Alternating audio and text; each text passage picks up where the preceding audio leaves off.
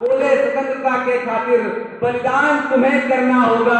तुम बहुत जी चुके जग में, लेकिन आगे मरना होगा, आजादी के चरणों में जो जयमाल चढ़ाई जाएगी, वो सुनो तुम्हारे शीशों के फूलों से गूंथी जाएगी।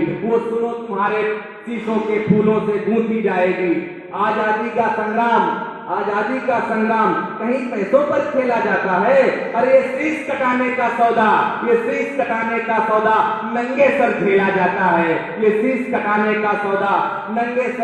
जाता है। अजान भाव ऊंची करके, जब सुभाष चंद्र ने अपनी भुजाएं उठाकर कहा था कि अजान भाव ऊंची करके वो बोले रक्त मुझे देना, इसके बदले भारत की आजादी तुम मुझसे लेना।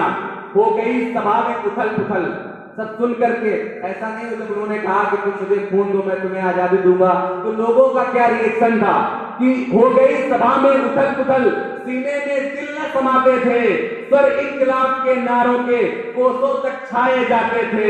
हम दे देंगे खून, शब्द बस यही सुनाई देते थे। रण में जाने वाले युवक खड़े तैयार दिखाई देते थे।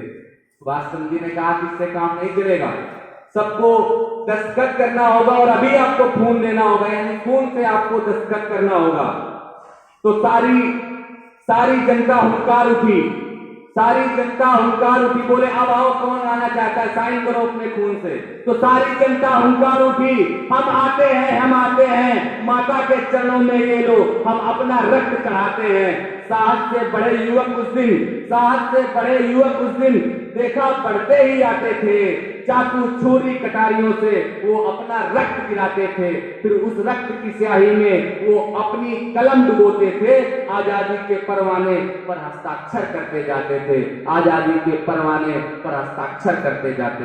उस दिन तारों ने देखा था हिंदुस्तानी विश्वास नया, जब लिखा ये रणवीरों ने खून से अपना इतिहास नया।